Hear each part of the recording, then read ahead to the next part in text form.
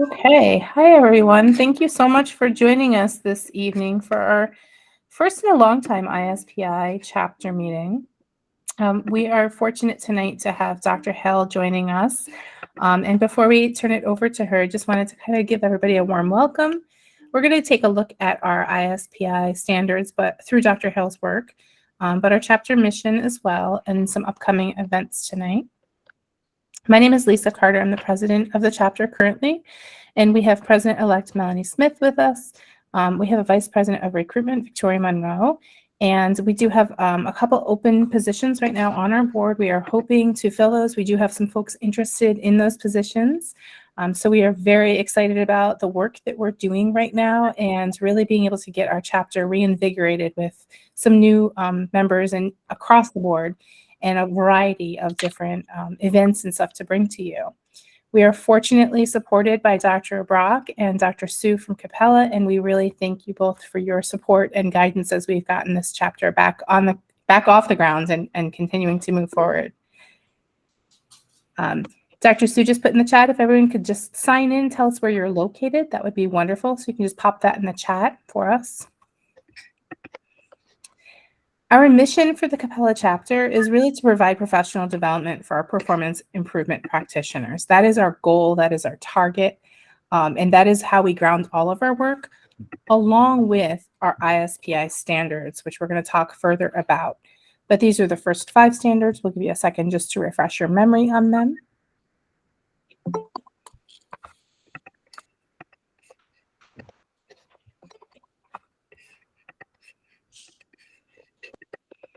And here's the last 5 standards.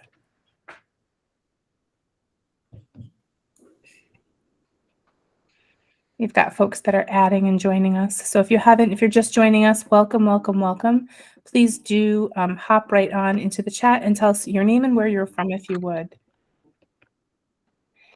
Just for everybody's benefit, we are holding bi-monthly chapter meetings, and we're hoping to bring presenters to each of these. So this is really the goal. Our next meeting, we're aiming for January of 23 with another presenter. Our executive board has been meeting right along, and we will continue to do that to bring wonderful presenters such as Dr. Hale.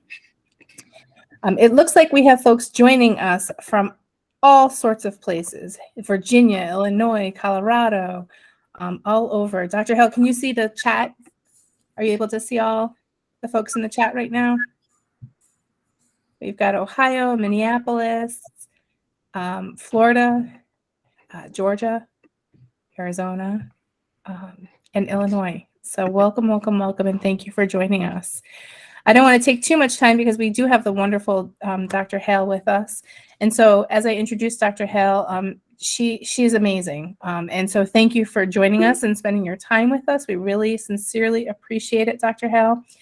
For those of you that aren't aware, Dr. Hale is the author of the Performance Consultants Field Book, 2nd edition, and is an award-winning performance-based certification, and the award-winning performance-based certification. She's worked both public and private sectors across all industries for over 40 years.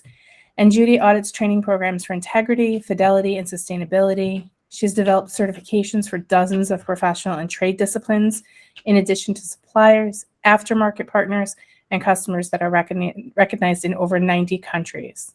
What distinguishes her work is doing the practice analysis to develop universal standards that transcends borders, applying plain language and global English standards, and having a clear line of sight between the goals of the organization and the promise and features of the credential.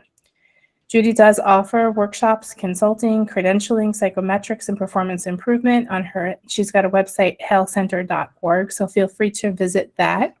And without further ado, Dr. Hale, I'd love to turn it right over to you. Well, thank you, Lisa. Lisa, she's going to drive the deck here. So there we go. See, very good. And so we're going to be communicating with her on when we do the next thing and things like that. For your information, if you have any questions at any time, speak up, raise your hand. But we can do it at the end, but you don't have to wait to the end. Okay. So I welcome comments or questions throughout the particular session. Well, I'm always intrigued about this idea about required skills. So what does it take to do this work? Next slide. And here's what I would just tell you.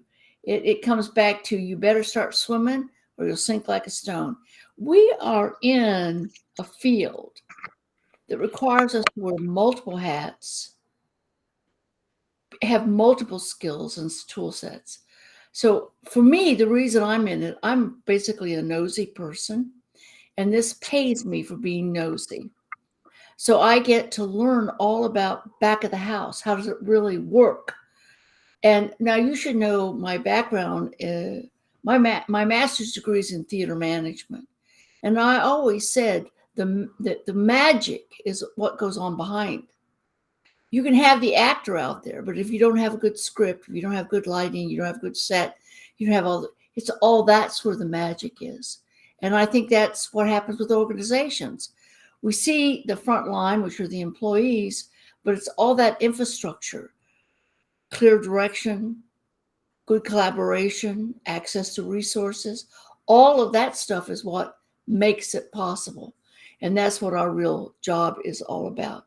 Next, Lisa. So I'm going to talk about the core skill sets that I think that we have to absolutely have. And this first set are the issues about inquiry. This is about being nosy. Okay, we really have to be smart about how to get data. That means we need to know how to observe with a critical eye, how to ask questions, how to survey. There's a lot of different things that way. And then we need to know to be smart to validate it. Then that means we have to have project management skills. And with that, we need to say, I need access. I'm in a project right now. They want me to interview people. Well, that's great. Except the people who want me to interview are the wrong people. Okay. So I know that if I interview those people, I won't have to go back and redo it because the people that are asking me to interview don't know the information. So I have to negotiate with them about those expectations. If you really want this from me, then you have to give me access to the right people that way. And we guide and direct our team, things like that. And measurement. We need to be really smart about measurement. Now, measurement's gathering data, which is all that discovery, but it's gathering the right data. So we need to know how to get that, how to assess the risk if we don't do it. It's like with my client. They want me to interview the wrong people. I know the huge risk associated with that.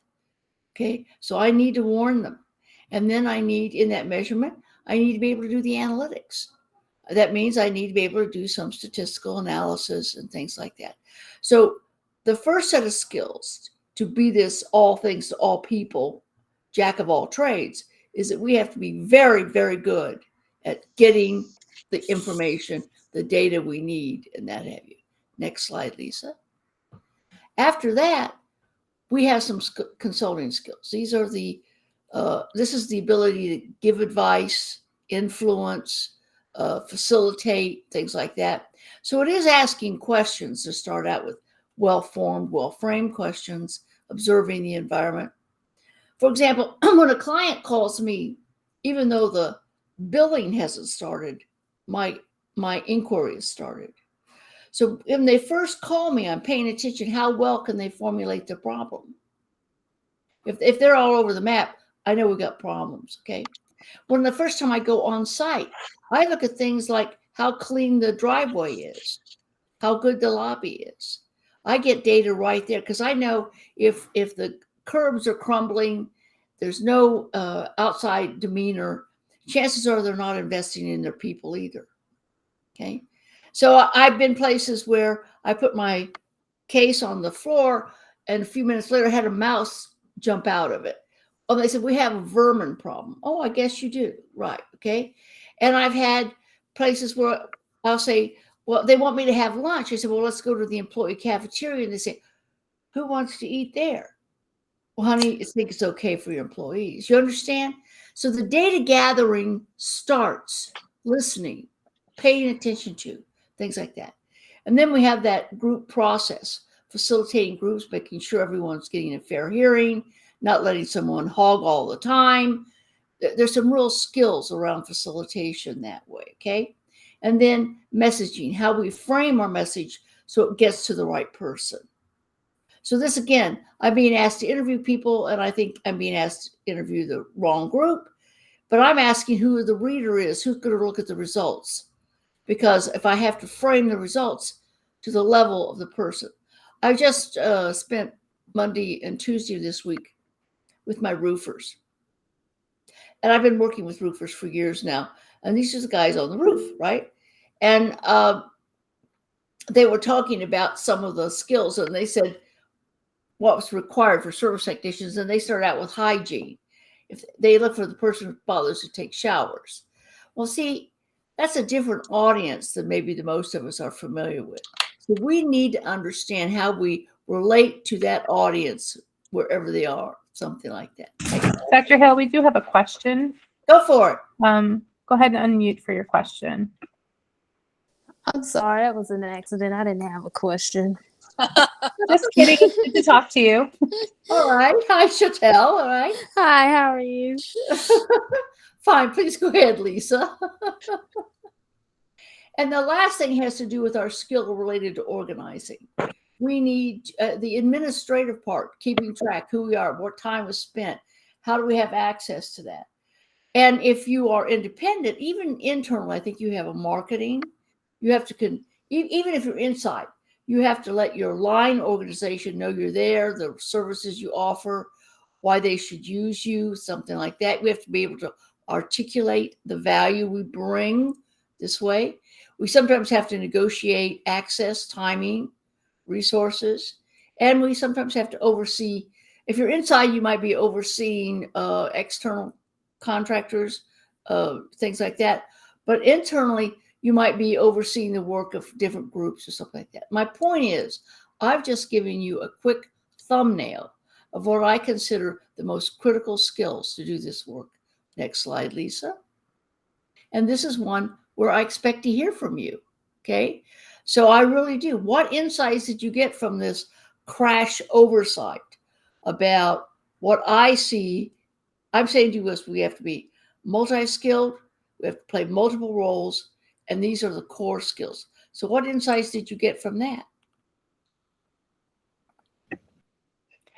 One thing that you said that resonated with me, Dr. Hale, was the initial impressions piece, right? So that your observations and analysis begins the moment you're on the phone with someone, and then the moment you step into the driveway, and taking a look at all those pieces, because we often, I think, overlook those parts. So thank you for sharing that, because it's so critically important. Lisa, that's when their guard is down. Yeah. You're less likely to get the politically correct. So you get real sense of values and where they are right from the very beginning. Very good. I'd like to hear from others. Hi, this is Misty Janikowski. I agree with Lisa. I think one of the first things that I thought of is I do consulting as it is. And so oftentimes I go into different healthcare organizations and I just kind of go in and I start working with them. But I don't do the preliminary assessment. I didn't think about, where do they eat, or how do their grounds look, or how do their insides look. And so I think that by observing that, making note of that information will get me into a better headspace as to where the client is. So I found that extremely informative. Very good. And others joining us? Amanda, why don't you speak in, because you put something in the chat. Yeah, hello everyone. I was just saying it's really helpful to see these skills boiled down so specifically. I can sometimes feel like I have to do everything, and it's so easy to get sidetracked on things that aren't valuable and aren't important. So I'm really excited to use this as like a tool to focus my work and prioritize. I also, sometimes it's tough for me to delegate. So I think having this as like the non-negotiables and other things are like what I can delegate to others. Very good. I think Marcia has her hand up. Yes. I was going to say, as an internal consultant. Marcia, can you be a little louder, please? Oh, sorry. I didn't go headphone. As an internal consultant, I find it very interesting to observe that team in their meetings, sometimes in the leadership meetings and others, because that's the only way you can see them in their true form. You truly get to see how they are, what they see that's important, and then how they are interacting with that internal team. Very good. Very good. You're going to find out if they put each other down, how open they are, whether or not they build on you. They reveal a great deal of information. Others, Kimberly's got Kimberly. the hand raised. I like the idea of listening, because in your listening, you talked about inferring based on what you see. So you're not just listening to what they say, you're watching their body language, you're watching how they react to maybe what they hear, or there's just a lot that goes along with listening, that communication piece. If we're quiet and still, there's so much more that we can see. When I go into, I'm a coach, and when I go into classrooms, the teacher might be saying something, but her body language is saying something else. Her actions are saying something else. Maybe she's not as frustrated about what's going on, but about her own skills. And the listening is very important. You have to hear between the lines almost. that's right. And we listen with all of our senses, by the way. Yes, yes. Does anybody else have anything to add here? I just, just from my perspective, I really liked it when you said, how well can you tell us, what the problem is? How well can you actually say that problem statement? Because it's true, if they can't articulate it, they are like all over the place. And you have to really, dig in to figure out what the problem actually is. So that resonated with me. Again, when people call you, even if you're inside, they haven't made a commitment, they can reveal more in those initial exchanges than they would ever do when they think they're into negotiation with you, so it's people communicate from the very beginning. So do you have any other final comments here by anybody?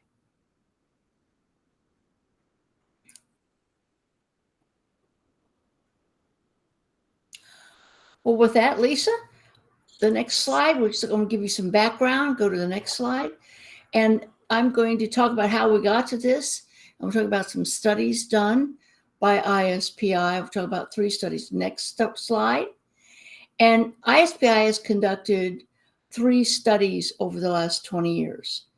They did in 2000, 2001. They had a kitchen cabinet. And this started with 30 businesses coming together.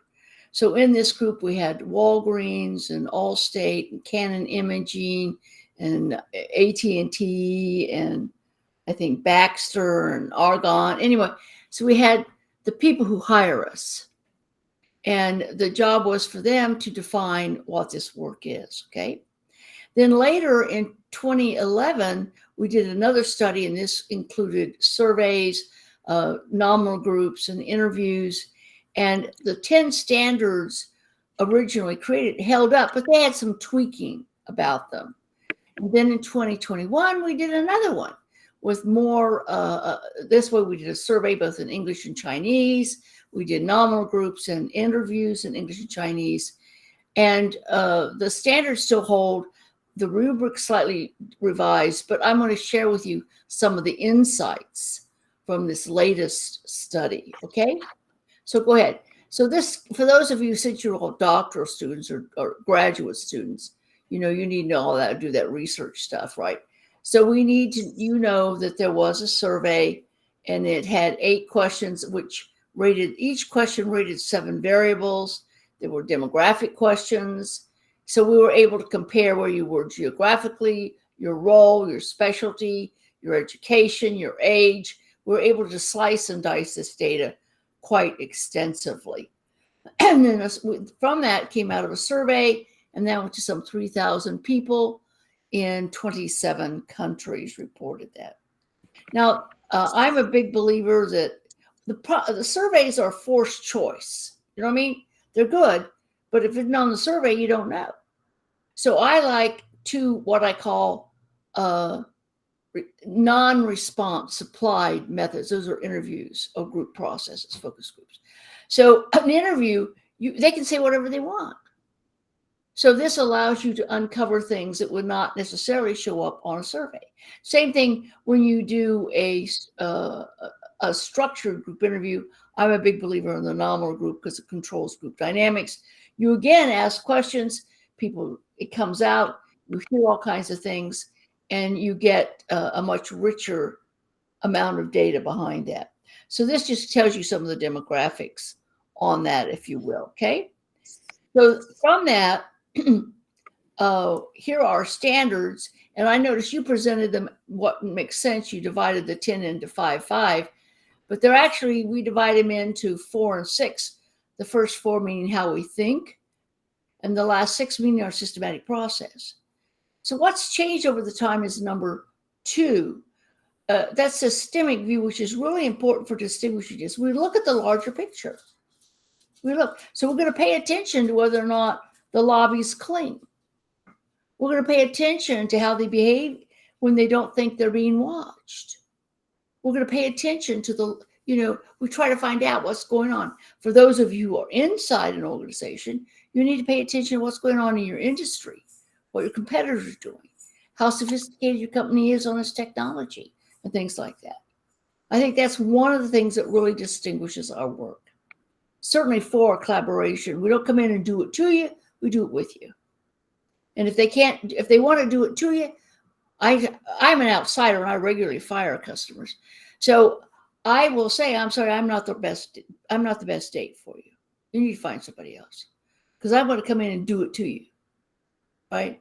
We can work together, or that's it. You have an intelligence about your organization that I absolutely need.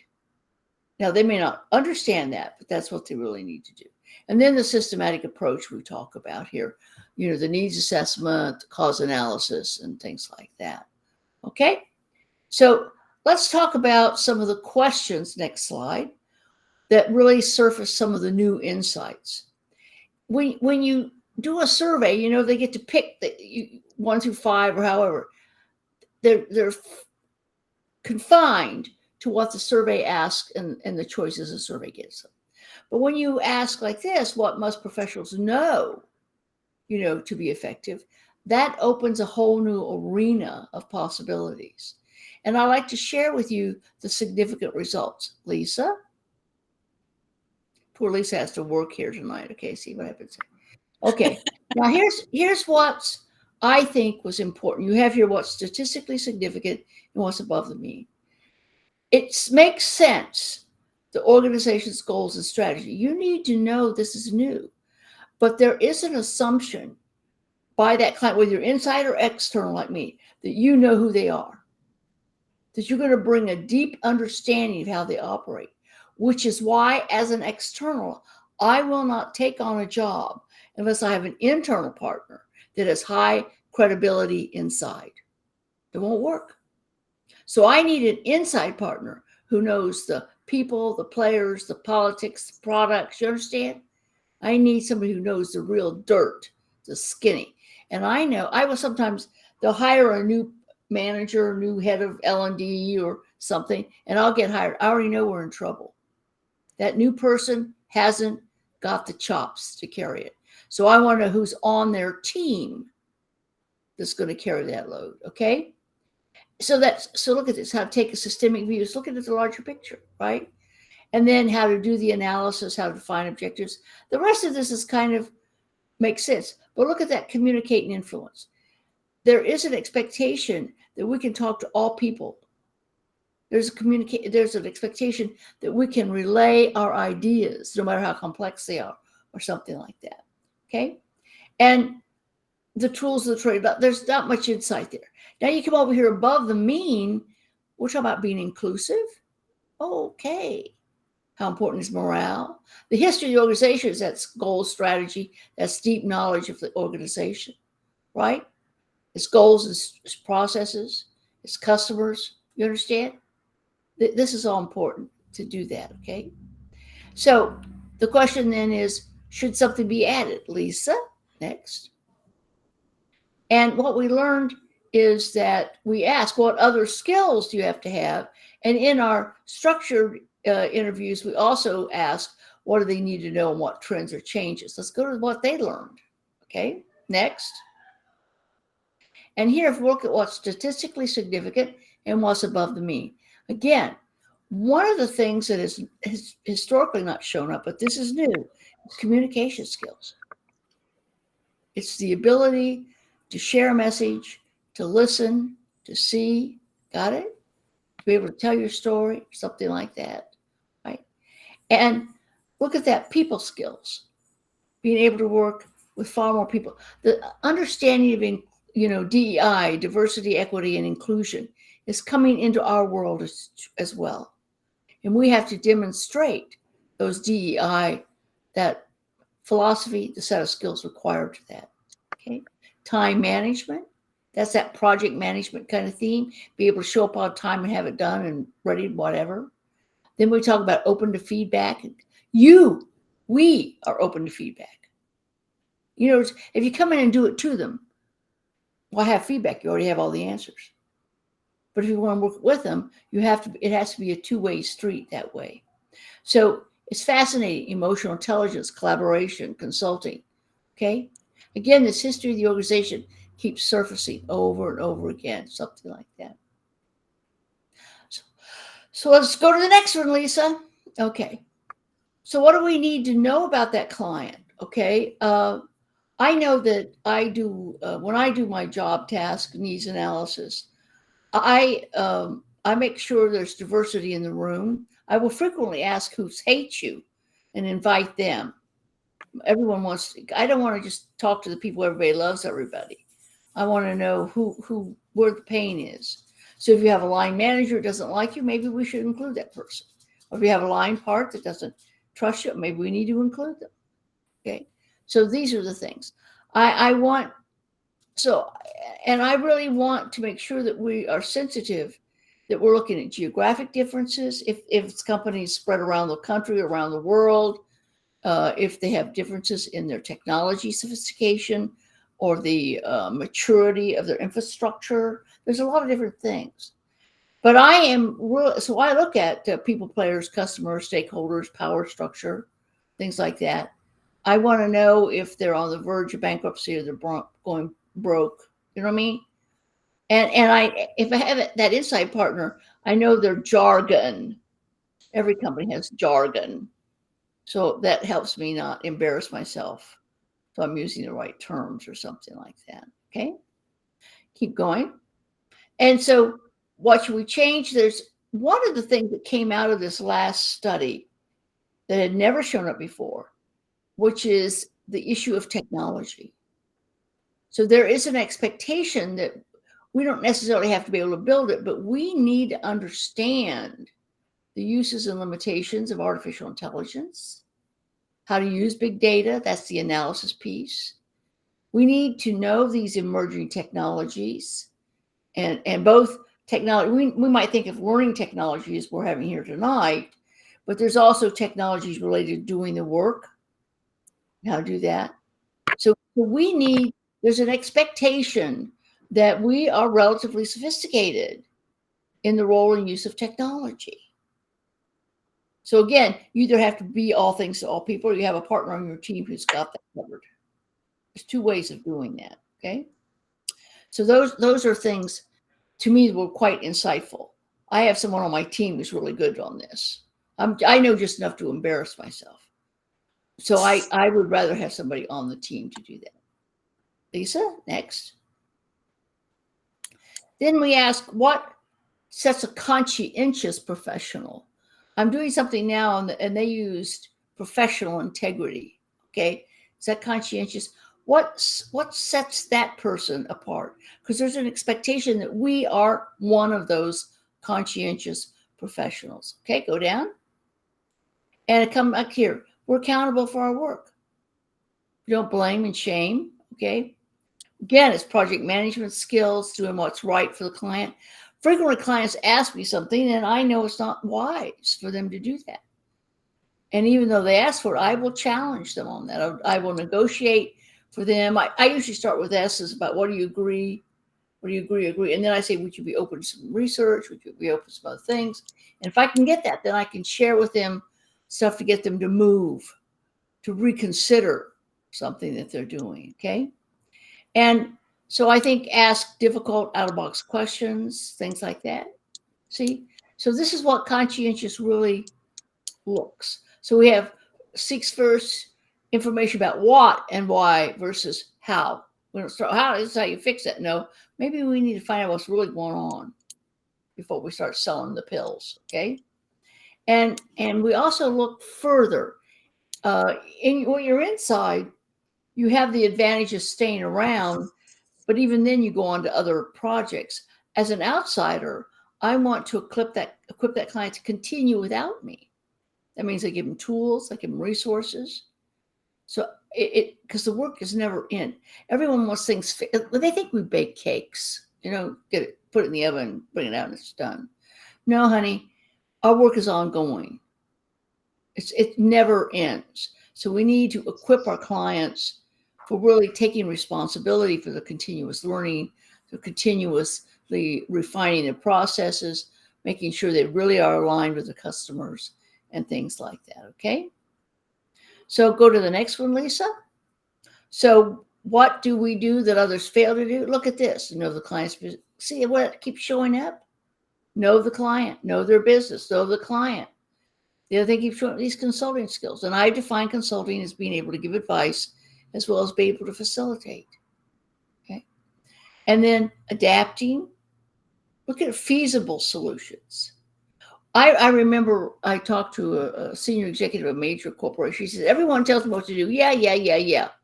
But I want to know what you can do given the budget and the time. What's feasible?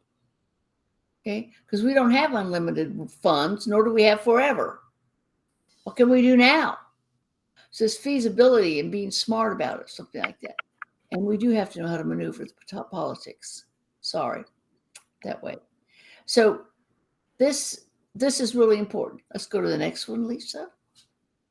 And what do we do? Well, this is what the bad ones do. They don't listen. They assume they know.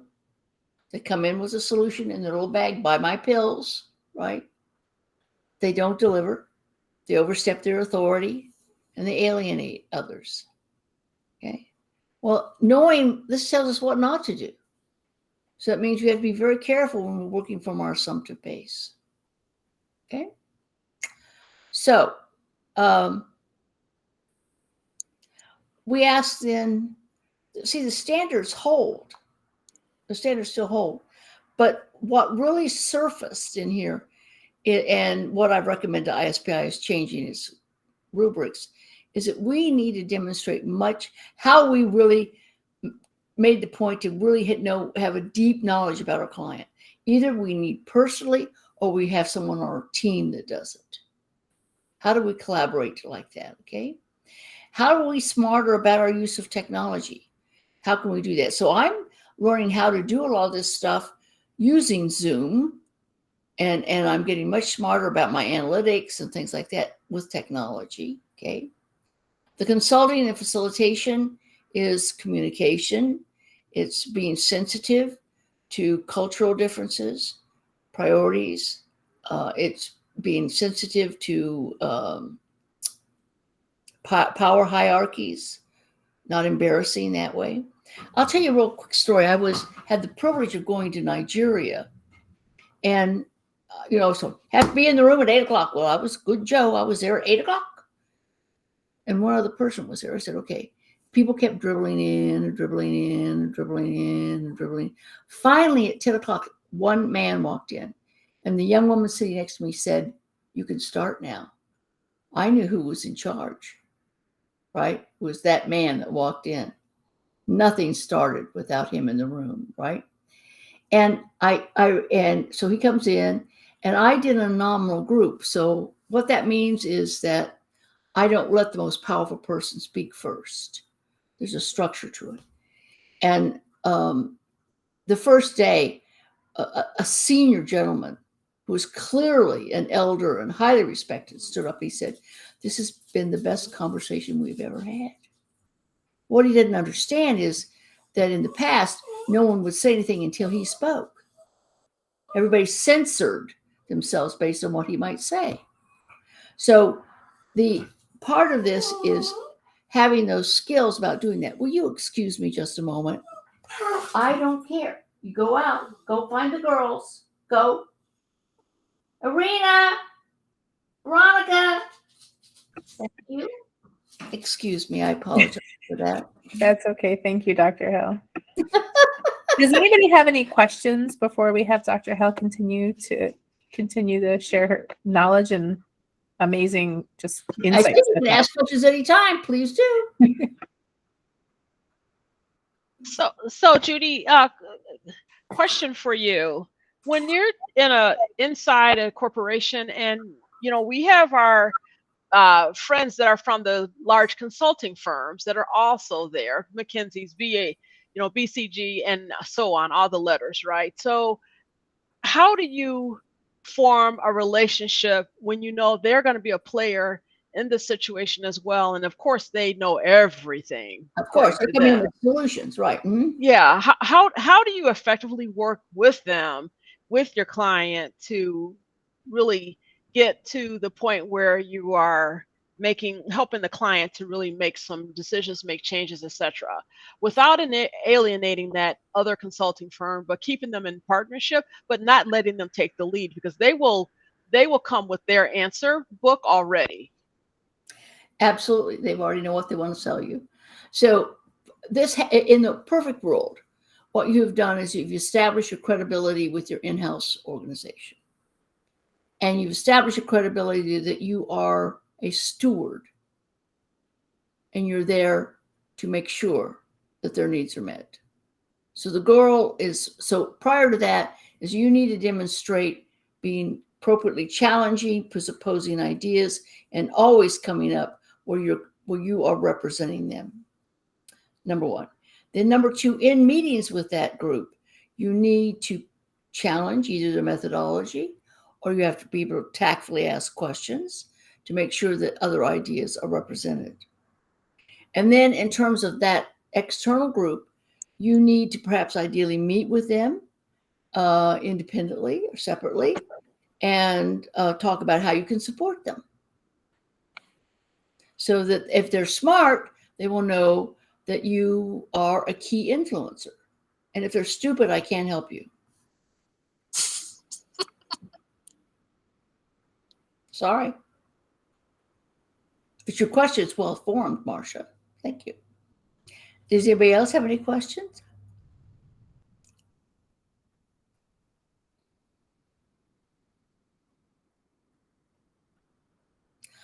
Well, we have here,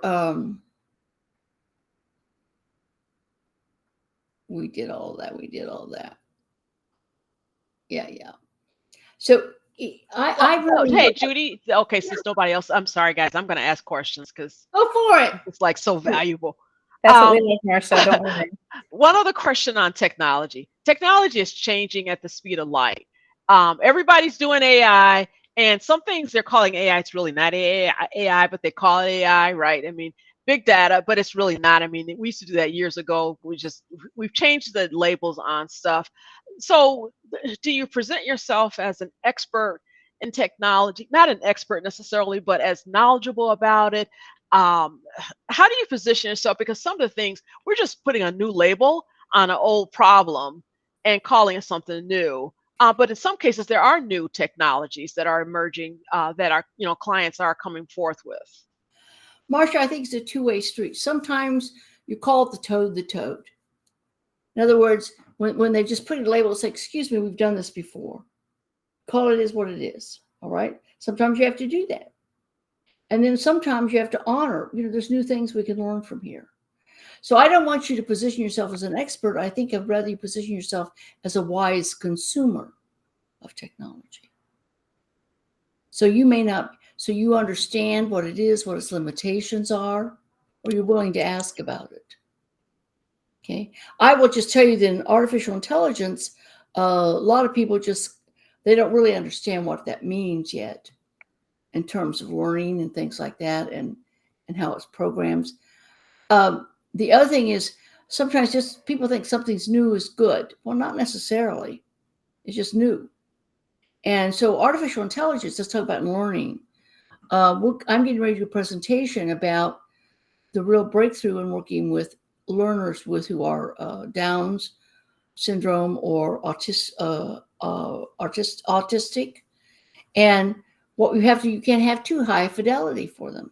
You have to scale it down and you have to bring it up. There's some real learning about how you use technology, not to wow and zoom, but what's appropriate for what it's doing. And so I would just say to you, try and stay up on it. But your goal is not to be a good consumer, as in asking the questions and being willing to point out, excuse me, we called this something else in the past. We tried it, and it's like an old Band-Aid we're pulling out and putting it back on. So don't be afraid to call it for what it is, Marcia. But also don't be afraid to ask questions. Help me better understand how this works. Help me understand how it's different. Help me understand how feasible is it for us to do that? What are the assumptions you're making about our infrastructure even be able to do that? So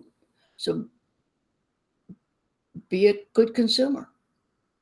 Good consumers ask hard questions. Prove it to me. Show how it works. They know that it's not simple. So sometimes I have to ask unpopular questions, but I try to do it tactfully. So like on this project I was talking about, I had to point out, I say, I'm concerned about who they want us to interview. I think it's the wrong people. And I gave my rationale. And I created enough dissonance that the rest of my team listened to me. So you can do that.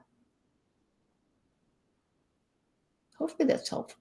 Hey, Marcia is exhibiting the appropriate behavior. She's asking hot dang questions.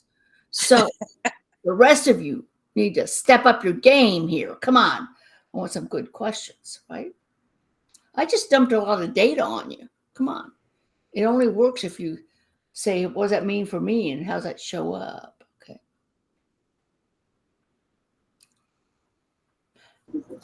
Okay, so what does that mean for me? I'll turn on my camera. I am a specialist, a reading specialist. I work in a building with 1,400 students, and I am the only reading personnel in the building. And what does that mean for me? I work with teachers. There are, for example, right now we're using a program, Reading Success, and our district powers that be they believe that this is going to be the end all to be all. However, this is the same program that the special education department for the district has been using for years. So at this point, are we truly differentiating instruction? Because, and I'd like to say, no, we're not, because now our SPED children are going to be getting the same thing that they would get with their SPED teachers in their small group with their regular ed teachers. So, and when I voice my opinion, because I have no problem with being the pariah in the room at all times, I'm told that I should just refer to some of the documents that I've already been given on how to do. And I said, no, you've not given us anything. I've created a few things that you've shared throughout the district. But how do you, when you know that they're putting a different label on, as you were saying, calling a toad a toad, you call a toad a toad and everybody just has to hop. So what then? Kimberly, this is a dynamic that occurs across all organizations. Senior executives get approached, somebody sells them a deal, and they're convinced that they're now bringing in the perfect solution. And they have not had, and in fact, it's an old solution. It didn't work in the past, maybe it partially worked, and they're not sophisticated enough to ask what makes it work, what's required to make it. Some solutions work, but they're huge labor intensive, and we don't even have the resources to make them work, right? So part of this is, how do you help your executive save face in doing that, or in this, there's school boards and whatever, but at the same time, be a good steward where you're raising these questions. And it is a difficult road to walk, But there's some times when you have to say, I really thank you for caring to do this. I understand what you're doing. Are you open to some background information about this product? Negotiate. And if they are, say, well, this product has been being used here for the last 37 years. And here's what we've learned, where it works and where its deficiencies are. But really, I want to thank you for caring. So part of that is, and that causes dissonance, Kimberly. Yes. Because they really did it out of their heart. Most of the time, they do it out of their heart. You understand? Yeah. And they don't know better. And they haven't done what you said either. They haven't asked the people who are in the trenches. They haven't found people who are like you're all. And I don't pretend that at this stage I am more a theorist than I am a practicist. But the people who are, if you're the player on the field, ask the player how it feels to run the play that you're creating. It can look great on paper, but and I like when you said you don't let the most powerful person in the room speak first, because you will get bandwagoning. You have people who are not strong personalities who, oh, well, they said it. I don't want to go against the grain. So yeah. Mm-hmm. Thank you. I don't have a silver bullet for you, Kimberly, but it's no, but it's the school system. No one does. right. But I do think, there are things that we can do. I have a little one-hand page out. Sometimes I said, these are the common mistakes organizations make. And I handed it out, and one executive said, we've made all of them. Do we get a prize? I said, yes, you can give yourself a prize. But that just means you're normal. Let's talk about how do we stop making the mistakes? How do we learn from them? You keep framing it as a learning journey, not as a blaming journey. Do we have any other hands up here, Lisa? I don't see any other hands right now. Well, folks, come on. So let's go down to the last one. Honey, I'm going to be done here, okay? What insights did you get from all of this? What questions do you have? I just dumped some heavy stuff on you here. So Amanda raised her hand. Hello, Dr. Hale. Thank you so much. I'd love any advice or strategies you have on, I work within a department, and we're at the point now where small team, and we're very reactionary. Our leadership, they only want it to be a problem when it's like already on fire. And as much as we try to recommend maybe like looking ahead, planning ahead, initiating some of these strategies, there's no appetite for it because things are okay. Like they're so used to that. Whereas I'm more interested in like getting ahead of things, innovation and that. And so it's balancing like that have to do right now work with like that vision work. Well, first of all, I just compliment people for starting fires. So one of the reasons I'm looking here is that my team, we have becoming hot dang in our ability to put out immediate fires. It's a shame we're not being leveraged to prevent fires.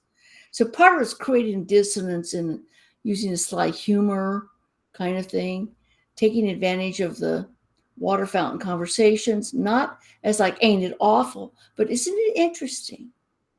It really is.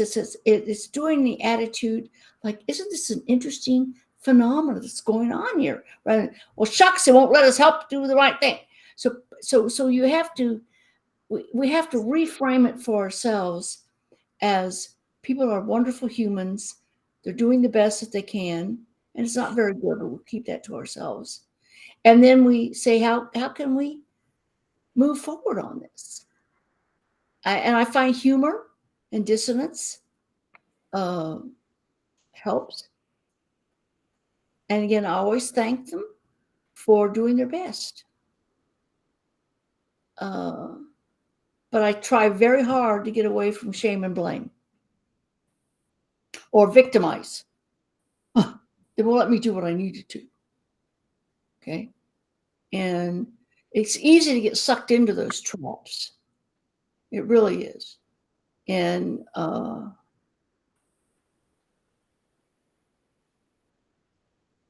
Amanda, just between you and me, well, the rest of them will pretend they're not here.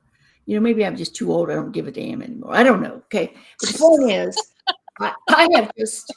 I've had enough confidence in myself that, you know, I felt that I could raise the uncomfortable question, but do it in a way that came across as not blaming, but just able to do that. And I have been very successful in that ability to cause mild discomfort as we look at our human foibles. Right? But I've also learned to build, you can't get close to me. What I mean by that, I don't accept guilt. I don't push out guilt and I don't accept it. So it hits. So if you blame, it goes, it hits right here and it rolls down. Doesn't get over here. Never makes it. Okay? I won't accept your crap. Sorry. I don't give it to you and I won't accept it. So I don't know how I came to that in my life, but I bless my mom and dad for that and some of the things that they taught me. Really. I really do. And I feel for people who feel responsible for other people's mistakes. I feel for them, but I'm sorry. I got my own mistakes to deal with. You don't have to share yours with me. And I've learned from my brother how to use gentle humor to point out our human foibles that way. Anybody else? Tim? Judy, as you look over the results of the job study, and I believe that we've had studies in the past where we've asked people to rank order the most important ones, and I think partnership came out really at one of the top ones that we had out there. They want us to come in to partner with them. How do you think that aligns with the things we've been talking about with the increases in communication, but also with the increases in technology? Well, I think I would say in terms of the collaboration piece we're talking about, is that we have to be open to how we can use shared services or shared drives or something like that to better collaborate and learn how to be agile in using those. Those are new to me, and I hate them, but I'm having to learn to use them that way. Also, to make sure that we are asking protocols about who to include and when to include them, because you can overly include, so you don't want to embarrass somebody. So I ask, who else should be here? Who else would like coffee? So I make it more overt to do those kinds of things. And then they can reveal to me the political implications. Well, I don't want them, not yet. Okay, fine, then we won't. Or, well, yeah, absolutely. Okay, then let's get them in here. I think the other way is to demonstrate how you accept feedback. So I just set something out, and I knew it wasn't perfect, but I also knew I'd get good feedback. But it wasn't going to embarrass me. Okay, it was bad. So I sent it out, and I made it very clear. I said, I expect you to build on this. And they did. And I complimented them. So I wasn't being two-mouthed. So when they added something, I said, well, I don't know. No. I said, thank you for that. So we can demonstrate being open to and accepting feedback. I hope that answers your question, Tim. No, it does. As I look at this, what we do is we come into these situations like at the very beginning with a sense of wonder, asking the why questions. Why am I here? What can I do to help them? But also, it's also about building relationships. It's all about relationships. They have to like you, at least have to trust you, and have to believe you're there for their best interest. Right. Yep. And if they've had an experience with other consultants coming in that zap them, they're going to be maybe skitterish. So it's going to take a little bit more effort to win them over. But part is recognizing that they really don't discount their experience. They know what they're experiencing. Yeah, exactly. My attitude, you talked about the DEI and all that. I said, I always try to go into a situation where you value, honor, and respect individuals. If we did that for everybody, I think, we wouldn't need a lot of programs that we have out there. Right. Wouldn't this world be different? What a radical concept. Indeed. Yeah, that's right. So, Lisa, do you see any other hands up or questions? No, I don't see any other hands up or questions right now. Does anybody else? I mean, we have about 4 minutes left. I'm sensitive to Dr. Hale's time and everybody else's time. Does anybody have any questions or? I have a question. What's with the dinosaur?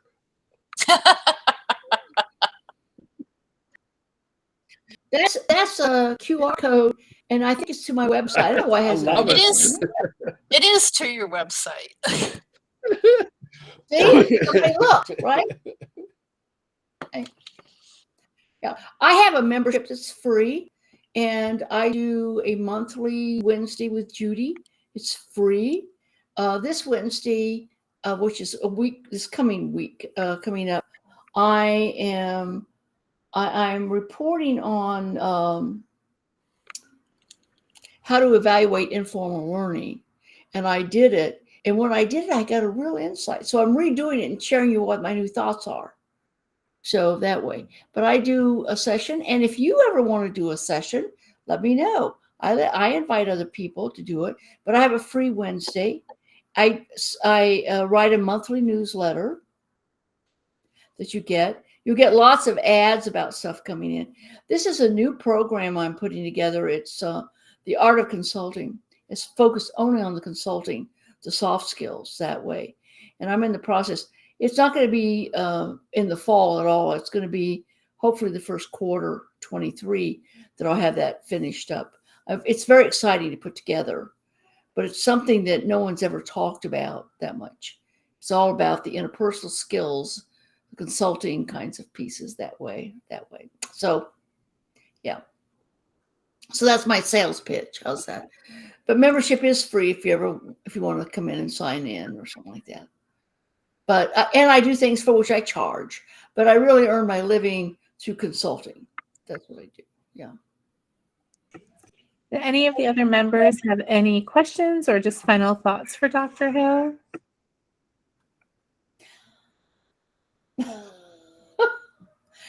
Thank you, Melanie. Well, I'd like to say it's just been a pleasure to see you again and to hear you again. It's always fun to hear you, but you always have something that we can learn from. So I appreciate you. Well, thank you. Thank you very much, Sue. And it's mutual with all of you. I want to applaud you for your education journey, your commitment to your own professional development. I think that's wonderful. I encourage you to get involved in your chapter. Make it star for you. Make it present ways that intrigue you. Use it because as we're never done. We are never done. I remember years ago being told that, they'll have to keep going to school. And I'm like, oh, crap. But it's true. And it doesn't mean we have to necessarily pay dues or things like that. But the learning never ends. And if we think we're ever done, hang it up, honey, because you're going to be left behind. You couldn't have said it better, Dr. Hale, as we wrap up tonight. So thank you so very much from all of us on the board, the executive board for Capella. We really appreciate your support and your willingness and your wisdom and your humor. As a membership group, if anybody is interested in other presentations, please feel free to reach out to us. We're always looking for new presentations. It can be from members too, or other authors and other leaders in our field.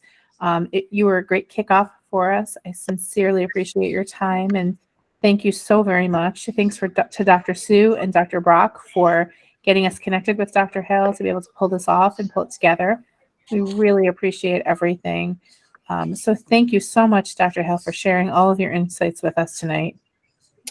You are most welcome. All of you stay safe and stay smart. Thank you. Thanks for joining us, everyone. I hope you have a great weekend. Will do. Thank you. Thank you. Bye-bye. Bye, everyone. Bye-bye.